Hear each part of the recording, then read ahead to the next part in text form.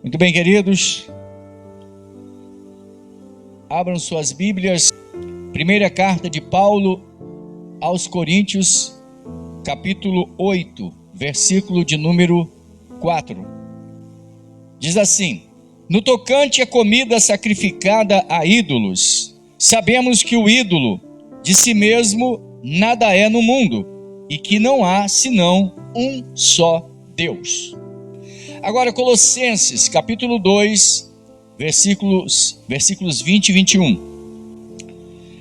Se morrestes com Cristo para os rudimentos do mundo, porque, como se vivesseis no mundo, vos sujeitais a ordenanças, tais como: não manuseis isto, não proves aquilo, não toques naquilo outro. Hoje nós queremos falar, irmãos, sobre amuleto. Talvez seja um tema desconhecido na rede social. Quero crer que algumas pessoas talvez nunca ouviram falar sobre o assunto, e Deus colocou esse tema no nosso coração. Quero ler outros versículos antes de começarmos a falar sobre o assunto, que diz o seguinte: Oséias 4:12. O meu povo consulta o seu pedaço de madeira, e a sua vara lhe dá respostas, porque um espírito de prostituição os enganou. Eles, se prostituindo, abandonaram o seu Deus. Ezequias diz o seguinte a respeito de Ezequias, 2 Reis 18, versículo 4, diz assim: removeu os altos, quebrou as colunas e deitou abaixo o poste ídolo, ou seja, a imagem de Aserá, e fez em pedaços a serpente de bronze que Moisés fizera, porque até aquele dia os filhos de Israel lhe queimavam incenso e lhe chamavam Neustã, que quer dizer forte, que quer dizer seguro. E é interessante comentar aqui, é que essa serpente de bronze fora ordenada por Deus que se construísse, que se fizesse. E por causa do pecado do povo, ela foi hasteada foi feita numa haste de bronze. E o povo que estava em pecado, olhando para aquela serpente, ficava livre do veneno, porque eram picados por serpentes no deserto. E Jesus mais tarde disse o seguinte: da mesma maneira que Moisés levantou a serpente no deserto, importa que o Filho do Homem seja erguido no madeiro, para que todo aquele que nele crê não pereça, mas tenha vida eterna. Segundo o que a gente tem visto, essa serpente na haste, numa haste, ela parece que é o símbolo da medicina, se não me foge a memória. Na medicina, não é? É uma haste com uma serpente. Mas só que essa serpente de bronze, ela foi feita de forma tipológica. Foi feita por Deus para aquele momento, certo? Não era um objeto de idolatria. Foi feito para livrar o povo daquele problema pontual. E é uma tipologia, porque apontava para Jesus, que se fez maldição por nós na cruz, certo? Então a serpente é um tipo da pessoa de Jesus nesse texto, no texto de Números também. Só que em tempos mais tarde, o rei Ezequias percebeu que os judeus, desde aquela época de Números, estavam queimando incenso para essa serpente. Vê se tem cabimento. Transformaram isso num objeto de idolatria. Agora, o que é amuleto? Objeto, fórmula escrita, presta atenção, objeto, fórmula escrita, ou uma frase, um letreiro, ou uma reza, ou uma confissão positiva. Medalha, figa, cruz, que alguém carrega ou guarda consigo, e a que se atribuem virtudes sobrenaturais de defesas contra toda a sorte de males. A versão móvel de um ídolo. a versão móvel de um ídolo. O problema, irmãos, do amuleto. E você fala assim, mas, pastor, para falar a respeito do amuleto, teria que ser numa plateia de pessoas que não conhecem o Evangelho. Pasmem. Pois é para a plateia evangélica mesmo, que está entulhada de amuletos. Eis o motivo pelo qual nos dispomos a falar essa noite. O grande problema do amuleto no meio dos crentes. Os irmãos sabem que eu enfrento um problema de pessoas discutindo comigo para defender amuletos. Pessoas sérias, tá? Pessoas bem intencionadas. E que defendem amuletos, sem perceber, defendem. E tem também os mal intencionados e tem os mal informados. Mas o amuleto é uma realidade no meio evangélico hoje. E a gente vê, irmãos, que Israel tropeçou demais nessa situação. E o apóstolo Paulo, tanto em 1 Coríntios 8, como em Colossenses 2, ele adverte as pessoas sobre isso. Em Colossenses ele diz, ele fala sobre não toqueis, não manuseis. Você está entendendo? Não manusear, não tocar, aquela coisa de amuleto. Teve uma irmã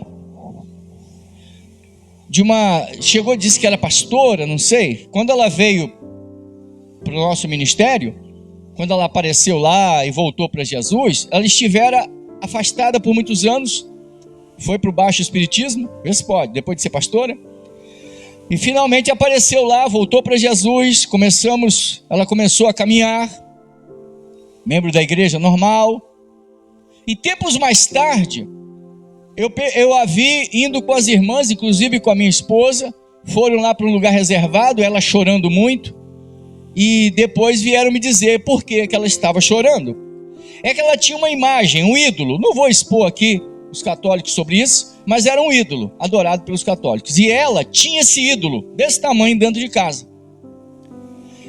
Incrível, ela voltou para Jesus, mas tinha medo de jogar aquele ídolo fora ou quebrar. E o apóstolo Paulo diz que o ídolo é o quê? É nada. O ídolo é nada.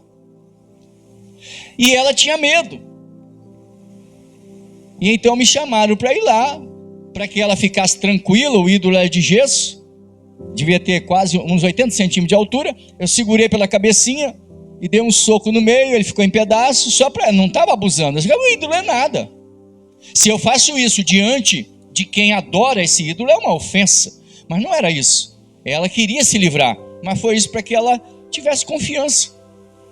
Pasmem, porque um pastor, amigo meu, que estava lá, ele não quis entrar, irmãos, com medo.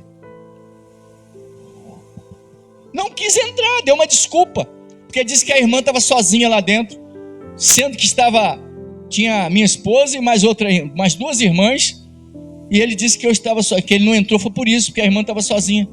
Ué, então por que ele não entrou com as irmãs? Não, irmãos, medo, vida desconcertada e com medo de um ídolo. Está entendendo?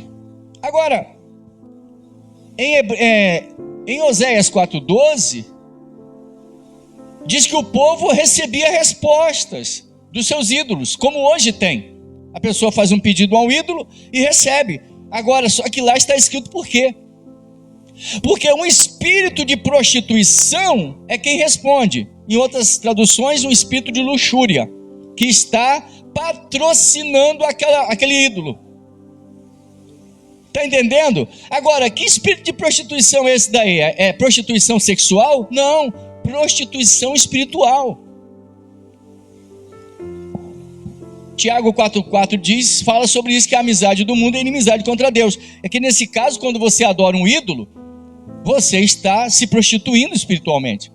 Agora, o interessante é que você está adorando um ídolo, alguém está adorando um ídolo de forma declarada, e adorar um ídolo significa você erigir um altar, enfim, fazer pedidos a ele, reconhecendo-o e tal. Mas nesse caso aqui, no nosso meio, existem crentes atribuindo poderes sobrenaturais a amuletos, que é uma versão móvel do ídolo. E eu quero apresentar aqui pelo menos 5 problemas do amuleto. Primeiro deles, não confundir com as figuras tipológicas da lei, que eram desenhos divinos das verdades a serem reveladas na nova aliança, e que não tinha virtudes em si mesmas. Não confundir com figuras tipológicas, que as figuras tipológicas da lei eram desenhos divinos para revelar verdades espirituais da parte de Deus. E lembrando que tipologia, que tipos, aliás, e figuras do Antigo Testamento, eles são estabelecidos por Deus, não pelo homem. Porém, os tipos, as figuras, os desenhos de Deus na antiga lei, porque a lei foi escrita como desenho, como uma planta, tá? E a construção é a nova aliança, certo? Lembrando que essas figuras da lei, irmãos, não tinham poderes próprios. Por exemplo, o cordeiro, a arca da aliança. Tem gente até hoje, irmãos, bota na internet, ainda tem crente que abre. Acharam a arca da aliança. Oh! Você acredita que se hoje a arca da aliança fosse encontrada, teria crente adorando, porque eles adoravam um pedaço de cruz. Aí os crentes falam, isso é coisa de católico. É mesmo? Já já a gente vai ver. Os católicos estão perdendo nessa área para os crentes. Os crentes são muito mais idólatras. Muito mais idólatras. Vocês vão ver. E eles não deveriam, mas são. Então, o que ocorre? Irmãos, quando o povo de Israel desobedecia a Deus, como nos dias de Dagon, no caso dos filisteus, a arca da aliança foi levada pelos inimigos. Ei, peraí, mas como que a arca da aliança foi levada se ela era símbolo da presença de Deus? Se o sumo sacerdote entrasse no Santíssimo, estando ele em pecado, ele morria diante da arca, como os filhos de Arão morreram diante do altar do incenso. Então, mas por que os filisteus levaram e não aconteceu nada com eles? Tudo bem que lá dentro do templo do Dagon, o Dagon acabou caindo de nariz no chão, se quebrou todo, o povo teve úlceras, tem uma rataiada tremenda lá, enfim. Mas, quando levaram, ninguém morreu. E por quê? Porque, irmãos, a arca era um símbolo da presença de Deus. Claro que ela é uma tipologia, mas ela representava a presença de Deus no meio do povo. Mas quando o povo pecava, irmãos, a presença saía da arca. A Bíblia, irmãos, a Bíblia, ela não pode ser idolatrada. O que ela revela tem que ser amado. A palavra revelada, a palavra do Senhor dita. Mas você transformar aqui, já já a gente vai ver que você não pode transformá-la em amuleto. Por exemplo, ela por si só, se você pegá-la e usá-la como amuleto, você vai pecar. E já já eu explico por quê. A gente tem que tomar esse cuidado. Então o que acontece? Não confundir com as figuras tipológicas. Tem gente que adora imagens e diz assim, mas Deus mandou fazer figuras de querubins. Mas foi para adorar? Não, porque era tipologia. Então não confunda os desenhos da antiga aliança, tá? E você confundi-los e achar que as figuras de hoje, qualquer uma delas tem virtude em si mesma. Elas não têm virtude em si mesmas, certo? Item 2. O problema não é a figura, mas o que se atribui a ela, tanto para bem quanto para o mal. Para o bem, a Santa Ceia e o batismo em águas, os dois são símbolos espirituais, os únicos que Deus deixou no Novo Testamento e que Jesus deixou para nós, certo? Agora, são só 2 simbolismos, 2. Lembro a vocês o seguinte, a Igreja Romana defende uma doutrina chamada transubstanciação, doutrina da transubstanciação. E eu já falei em outra ocasião que eu vi uma determinada igreja, onde os irmãos, depois, além de comerem pães asmos, pão sem fermento, tá vendo? E que na verdade esse pão sem fermento você pode comer? Pode, que não tem problema nenhum. Só que isso era restrito à Páscoa, não na Santa Ceia, nesse caso. Mas como Jesus instituiu isso na hora da Páscoa, lógico que o pão era sem fermento. Mas se você comer na Santa Ceia o pão com fermento, qual é o problema? Nenhum. Na Santa Ceia não, porque não houve prescrição divina para que não comêssemos. Então, na Santa Ceia, a Santa Ceia em si, ela é um simbolismo. Na transubstanciação, nessa doutrina, e eu vi os irmãos fazerem, é quando você termina de participar da Santa Ceia, o que sobrar, suco de uva e o vinho, eles tinham que derreter em água, jogar o suco da uva no lavatório e derreter o pão na água, porque não podia ninguém comer, nem criança, nem animais, porque era o corpo de Jesus, o corpo e o sangue do Senhor.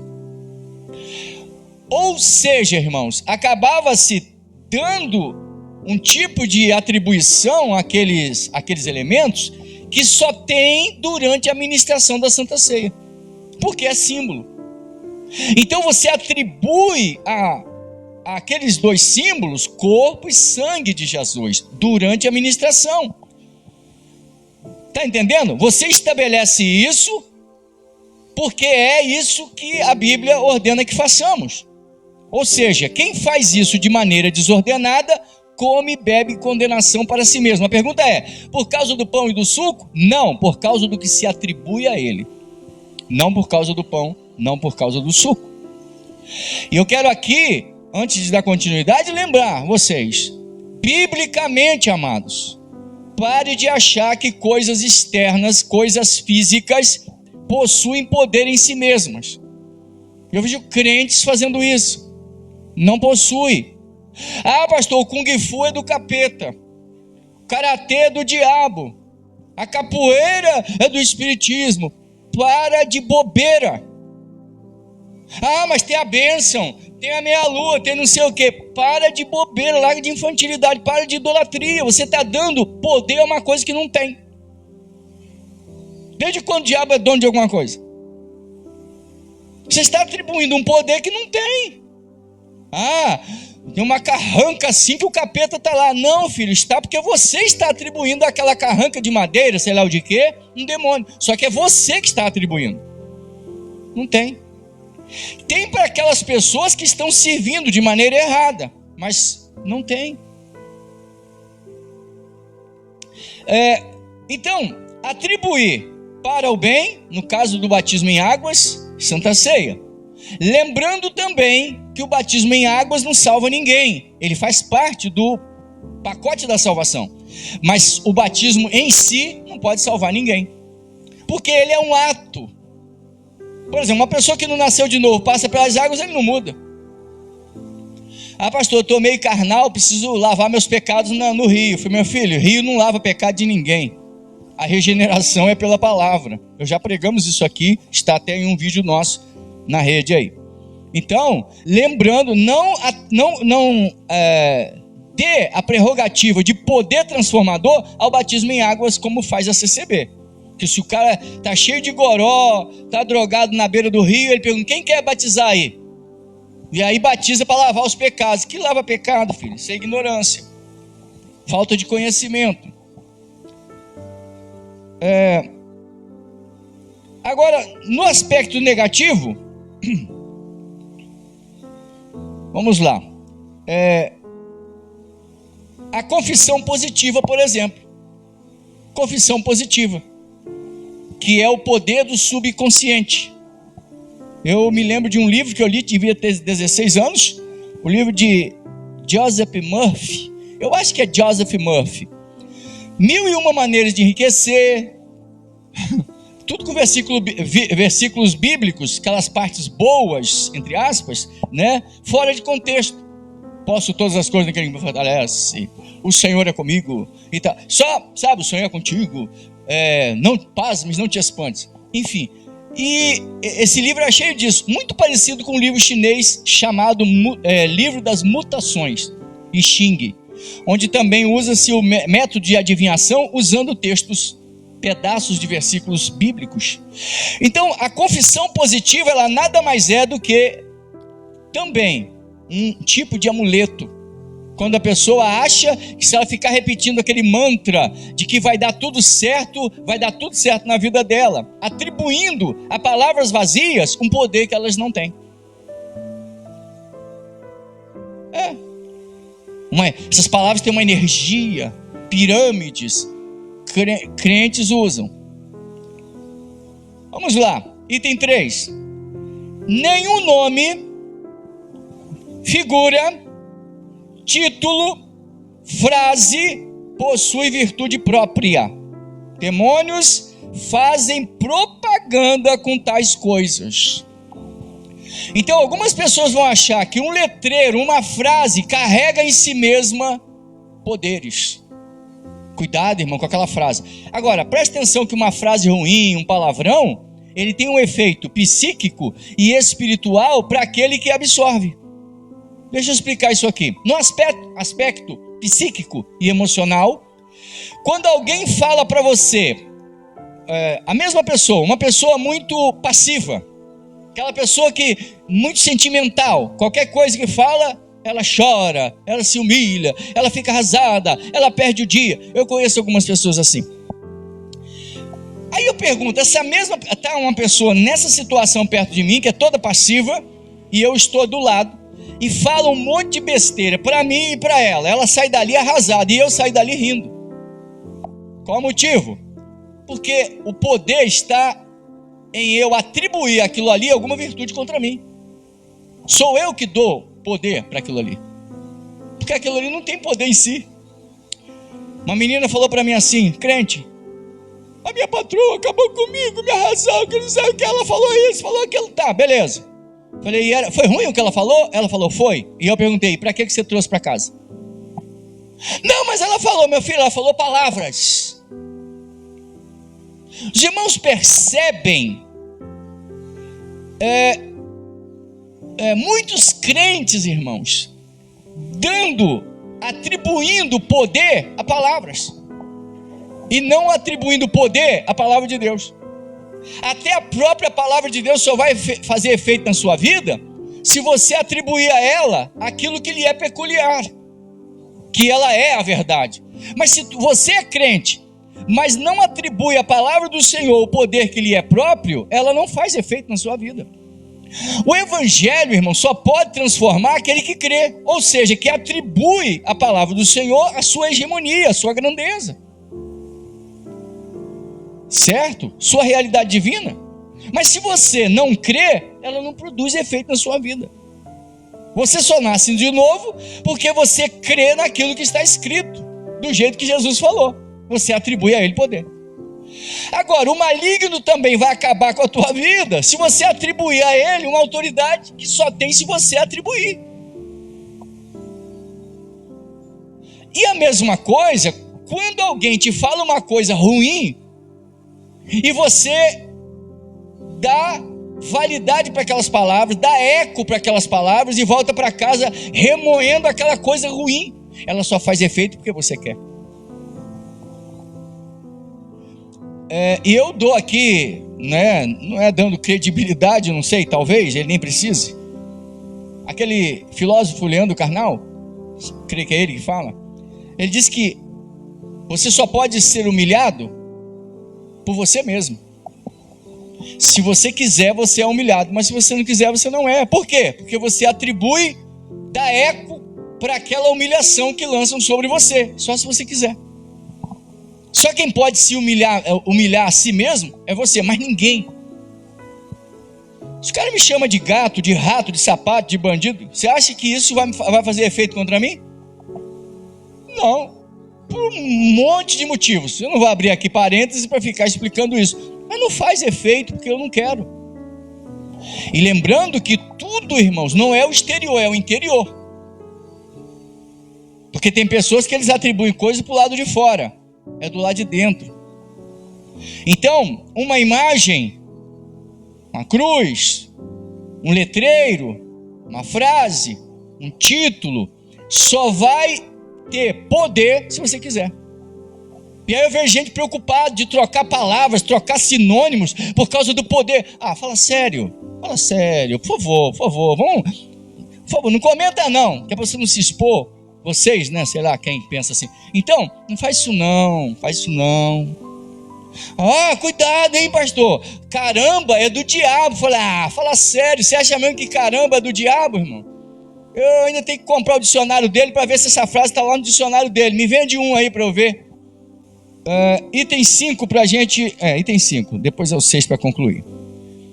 Como nós criamos um ídolo? Item 5. Como nós, crentes, criamos um ídolo?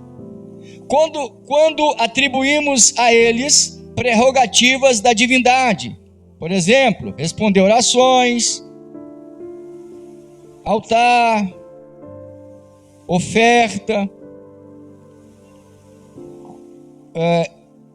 Algumas pessoas dizem assim, sabe, a gente não adora imagem não, mas esse ano no meio gospel, eu acho que não tem isso não. Tem. Tem no monte. No monte você tem que fazer uma oração no pé do monte, no meio do monte, no final. Depois tem que orar lá, orar no meio, orar no final. É um ritualismo que não tem nada a ver com espiritualidade. Sabe por que não, irmãos? Porque a Bíblia manda você orar sem cessar. Como é que você acha que tem um modelo? Você ora 3 vezes. É propósito, ato de fé.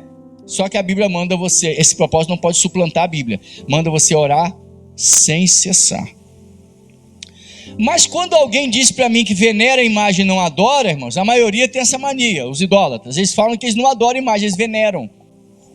O católico diz, a gente não adora imagem. Mentira. É claro que adora. Por que ele adora? Porque a partir do momento que você fizer a oração a qualquer santo, é uma prerrogativa da divindade, que é onisciente. Os santos que você está orando nem ressuscitaram, e tem alguns que nem salvos são. Então, você vai lá fazer oração a um anjo, fazer oração aos santos que partiram. Você está entendendo? Você está fazendo oração? Sim, meu irmão, mas olha só quem responde é quem é onisciente, onipresente e onipotente, só Deus. Porque aí você está atribuindo a prerrogativa da divindade. Isso é idolatria. Quando você ajoelha diante, idolatria, não é? É como a foto. Desde quando você pega a foto da sua mãe, ajoelha e ora. Só se você vamos dizer assim, um chinês ou japonês, que fazem orações e queimam incenso aos ancestrais. Agora, quando você se curva diante de uma imagem, coloca ela em cima de algum lugar e acende alguma coisa lá, bota alguma oferta, você atribui aquele personagem, aquele ser, a prerrogativa da divindade. Isso chama-se idolatria. Está entendendo? Isso é idolatria. Quando um crente, irmão, leva para casa um azeite ungido, um sabão em pó ungido, uma vassoura ungida, isso é amuleto, é a versão móvel de idolatria. Que sinceramente é uma vergonha, mas está aí no nosso meio escancarado. Criam imagens, né, do tabernáculo, e para você entrar no Santíssimo, um monte de, ritualismo fora das Escrituras. Campanha na igreja. Eu não sou a favor de campanha, mas você pode fazer uma campanha. Irmãos, nós vamos passar dias jejuando e orando para Deus fazer isso, fazer aquilo outro. Não há erro nenhum nisso. Quando você achar que Deus só opera por meio de campanha, pronto, aí já virou ritualismo. Quando você achar que Deus vai me responder com 7 dias, vai me entregar alguma coisa, precisa ser um ato de fé. Agora, quando você acha, repito, que Deus só age dessa maneira, aí a coisa fica complicada. Porque você começa a criar um ritualismo à parte, saindo fora da doutrina bíblica e criando um ritualismo para Deus operar. Quando nossa vida, vamos lá, quando nós criamos um ídolo, quando nossa vida é modulada, agora vai doer um pouquinho, por essa coisa, pessoa ou animal. Quando eu digo que não se ama animal como se ama ser humano, se você discorda, é porque não conhece Bíblia. Não sabe o que a Bíblia fala sobre isso. Você não pode amar um animal como ama um ser humano. Motivo? O amor, ele tem três, como eu diria, características. O amor eros, que é o físico, o amor fileu, de companheirismo, e o amor espiritual, o ágape. Pois bem, no ágape é o amor do espírito, os outros dois, alma e corpo. Então, quando você ama um animal no sentido de gostar, tá certo. Quando você dizer que ama, é muito forte, porque agora você está dando atribuição de pessoa para um animal. Cuidado, porque vai virar idolatria. Eu conheço pessoa que ficou, tá até hoje, não sei como que não criou um túmulo lá no cemitério, fez lá uma lápide para o gato que morreu. Aí você fica assim com aquele besterol. Irmão, você tem que respeitar o sentimento. Respeitar sentimento idólatra? Me poupe. É sério, irmãos. A pessoa contou 40 dias da morte do animal, fala dele até hoje, está depressivo, e você diz que tem que respeitar sentimento nesse sentido? Nem filho, nem parente que você ama, amado, porque você se mata por causa de alguém, se autodestrói, e você acha que isso é correto. Por isso que precisa de acompanhamento psicológico. E outros beiram a idolatria. Tem que tomar cuidado, irmãos. Todo exagero é errado. Todo extremo é perigoso, é nocivo. Então, quando um animal tira de você a alegria de viver, porque morreu, tira a atenção que se deve a Deus, você até abandona as reuniões na casa de Deus por conta desse animal. Você dá a ele a prerrogativa, você pega a divindade, coloca à parte, e o primeiro mandamento é: amarás o meu animal mais que todas as coisas, e a Deus em segundo plano. Tem que tomar cuidado. Não estou dizendo que você não deva gostar, mas cuidado para você não transformar no ídolo. Quando algo rouba o tempo que se deve à divindade, jogo, brincadeiras, entretenimento, tudo isso é válido. Porém, lembre-se do primeiro maior mandamento: amarás ao Senhor teu Deus de todo o teu coração, de toda a tua alma, de todo o teu entendimento, de todo o teu ser.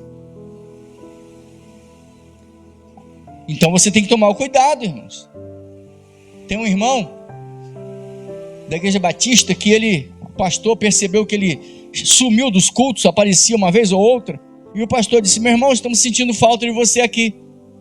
Ele falou: não, pastor, sabe o que é? É por causa do meu netinho. A minha filha não é cristã, não é evangélica. Aí, toda vez que eu saio para vir para o culto, ele fica chorando, dizendo: não vai não, vovô. Aí eu fico com pena, fico com ele. O pastor foi meio duro com ele, mas o pastor disse: então a gente precisa orar para Jesus levar essa criança, porque está atrapalhando sua vida espiritual. E ele tomou um choque. O pastor foi meio duro com ele, mas na verdade, irmãos, você pode amar teu neto, seu filho. Cuidado para não colocá-lo no lugar de Deus. Cuidado. Mas a criança não tem nada com isso. Você que é o ignorante da história. A criança não sabe o que você sabe. Então, filhinho, vovô precisa ir para orar por você, orar pela família. É isso que você tem que fazer. Agora, cuidado para você não levar para o nível de idolatria. E para a gente encerrar: cuidado com quem você adora em espírito e em verdade. Cuidado com quem você adora. Você vai passar 24 horas por dia se dedicando em quê? Você vai passar 24 horas por dia meditando em quê? Então você tem que prestar atenção nisso, porque a Bíblia diz o quê? Os verdadeiros adoradores adoram ao Pai em espírito e em verdade. Então cuidado para você não ficar adorando sua mente, sua capacidade de raciocínio, adorando sua inteligência, adorando a sua visão de mundo. Nossa, eu sou o cara. Cuidado com esse tipo de posicionamento. Foi assim que nasceu o Deus desse século, o diabo, porque ele corrompeu-se com a formosura. Quando Lúcifer olhou para a sua formosura, ele se corrompeu. Então cuidado para você não se olhar e dizer, poxa, eu sou o cara, né? A minha inteligência suplanta. Cuidado. Se eu não estiver na reunião, a coisa não acontece. Mas assim, o que eu sei é a verdade, não está aberto a críticas. Por que que não? Porque só um Deus não aceita ser criticado. Só um Deus não aceita que alguém satirize seu comportamento. Não que você deva aceitar, mas que você deva ouvir e não atribuir a isso uma capacidade que só se deve à divindade. Amém, queridos? Ninguém está carregando amuleto? Uma cruz benta? Irmãos, até celular tem virado objeto de idolatria. Tem gente que amanhece o dia assim, ó. Não é procurando Bíblia não, onde está o celular? E depois, há pouco tempo eu estava no ponto do ônibus e vi uma menina sentada mexendo no celular. O ônibus demorou, irmãos, uns 30, 40 minutos. E ela, irmãos, em nenhum momento ela levantou a cabeça, soprou o vento, parou um ônibus, desceu pessoas, subiram pessoas, e ela no celular, irmãos. Eu entrei no ônibus e ela continuava mexendo no celular, olhando só para o celular. Ela não olhou para lado nenhum. E se você arrancar o celular de uma pessoa dessa, sabe como é que ela vai ficar na rua? O dedo está assim, ó. É sério, devido ao nível, eu diria, de psicose. Então tem pessoas que elas são adoradoras. Se você tirar o celular da pessoa, igual a pessoa quando você tira dela a droga e ela fica na abstinência. Idolatria. Você quer ver uma outra coisa que é idolatria? Tudo bem, irmão, valor sentimental a gente respeita, mas cuidado para você não dar um valor de divindade para um prato que a mamãe me deu. Entendeu? Eu guardo a roupinha que a roupinha da mamãe, a roupinha da mamãe, tá aqui, tadinha. Hoje ela morreu, né? A roupinha da mamãe, passa 20 anos, roupinha da mamãe. Cuidado para esse valor sentimental não se transformar numa idolatria. Porque aquela mamãe que partiu velhinha, você não vai encontrá-la velhinha na eternidade. Quero encerrar aqui quebrando essa ideia equivocada. A minha sogra morreu com 92 anos. Tu acha mesmo que eu vou encontrá-la na eternidade com 92 anos? Uma criança que morreu, coitadinho, com, 3 anos. Tu vai encontrar ela com 3 anos na eternidade? Só nos periódicos da Testemunha de Jeová, filho. Mas na Bíblia não existe isso. Espírito tem tamanho, corpo espiritual não tem nada a ver com o terreno. Não obstante a gente se conhecer na eternidade, mas não da maneira que se conhece na terra. O camarada que pesava 200 quilos, você vai encontrar ele no céu gordão? Aquele magrelo que aparecia até, dá para tocar sanfona nas costelas, você vai encontrar ele assim no céu? Você está entendendo? As pessoas têm uma ideia, outra coisa, irmãos. Saindo um bocadinho para a gente encerrar, até descontrai, mas algumas pessoas, aí eu entendo, falta de contato com a palavra, é achar que quando ele chegar no céu, ele diz assim, irmãos, quando eu chegar no céu, irmão, tudo bem que eu quero ver o Moisés, eu quero falar com o Abraão, mas primeiro, eu já falo com o Abraão na terra, primeiro eu quero ver Jesus, vou dar um abraço nele. Eu não entendo, mas qual é a ideia, irmãos? Ideia terrena.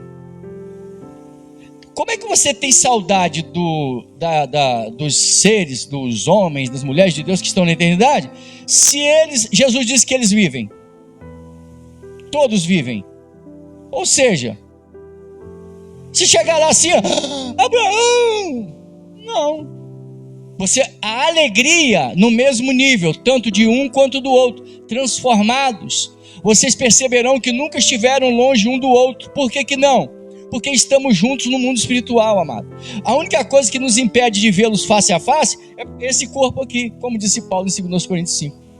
Só isso que impede. Fora isso, estamos juntos todos os dias. E Jesus? Tu vai chegar no céu com saudade de Jesus? Tu não vive com ele na terra, não? Agora, na eternidade, essa barreira do corpo vai ser tirada. Então você vai vê-lo na sua plenitude. Glória a Deus. Realmente. aquela coisa, esse sentimento vai estar no seu apogeu.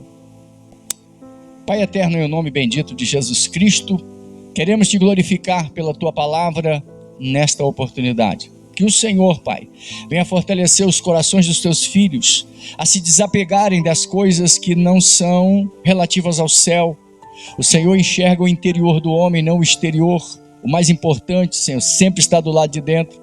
E que o Senhor fortaleça o coração dos teus filhos a terem um apego e ao mesmo tempo uma liberdade de confiança no que está escrito na tua palavra.